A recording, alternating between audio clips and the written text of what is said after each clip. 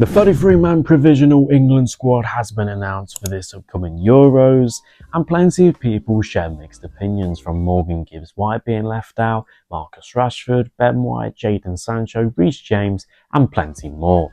Today I'll be going through the squad, what I think different players can bring in a tournament scheme, how I think Gareth Southgate should be lining up in his first game, and who I'd cut for the final squad. Now let's get things kicking off and have a look at this England squad now. Probably the most boring department, which I won't spend too much time on because it's probably the most least topical area.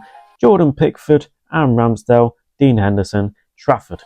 Out of these three, I would probably remove James Trafford. For me, he's been very inconsistent for Burnley this season and doesn't really merit an England call-up. Of course, you could say the same for Aaron Ramsdale, but if you had to go quality for quality, Aaron Ramsdale comes out on top. A season in the Championship will be fantastic for James Trafford. Moving on to defenders, we have Jarrad, Branthwaite, Lewis Dunk, Joe Gomez, Mark Gurhey, Harry Maguire, Ezri Quansah, Jarell Quansah, Luke Shaw, Stones, Trippier and Kyle Walker.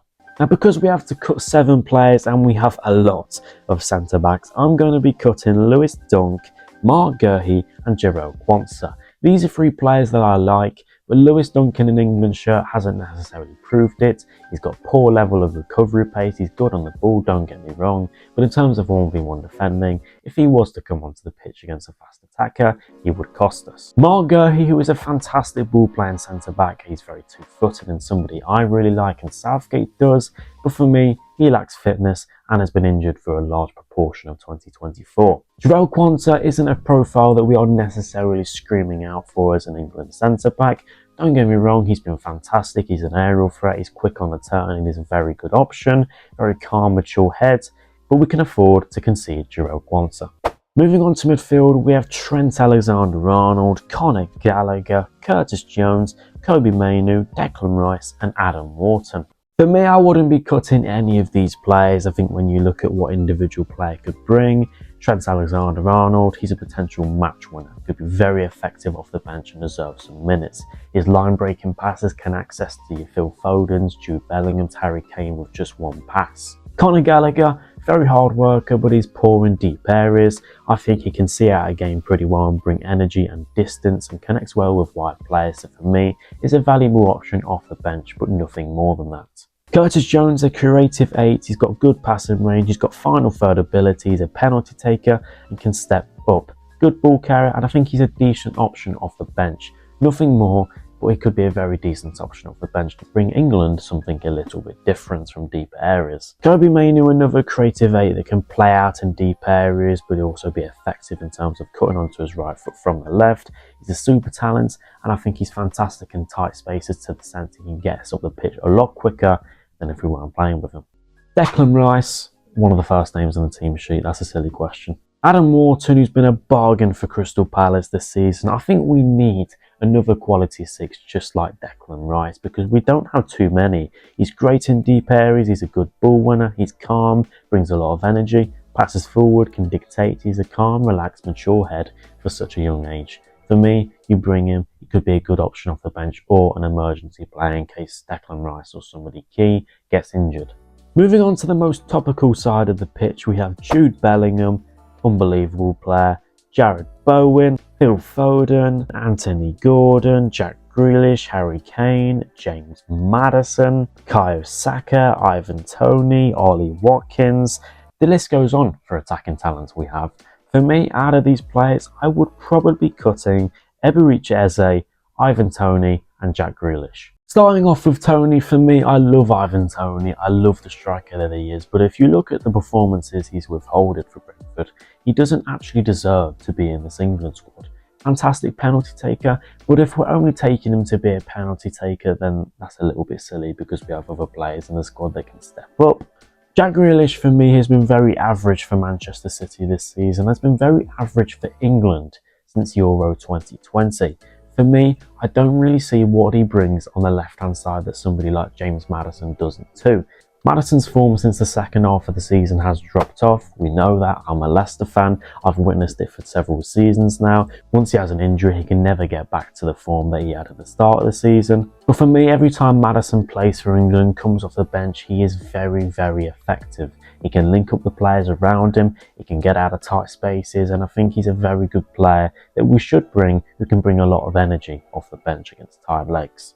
Eberechi is somebody that I absolutely love. He's a fantastic player who's quite similar to James Maddison. But for me, apart from James Maddison potentially, I don't really see who he replaces here. I think Curtis Jones brings something to deeper areas as well as attacking areas, which Eberechi doesn't do. I think it's only until Glasner has actually come in has Eze found his form back. So the 7 I'm cutting in conclusion is James Trafford, Lewis Dunk, Mark Gurhey, Jarell Quansah, Eberechi Eze, Ivan Toney and Jack Grealish. In terms of how I see England lining up for this campaign, I don't necessarily think this is what Southgate's going to do, but it's what I would like to see and what we need to implement to get the best out of all of our players. Jordan Pickford in goal, pretty obvious one. Kyle Walker at right back. As much as I love Trent Alexander-Arnold, I think he's an option off the bench who can win the game. John Stones, very obvious, world class, best centre back we have, one of the best in the world.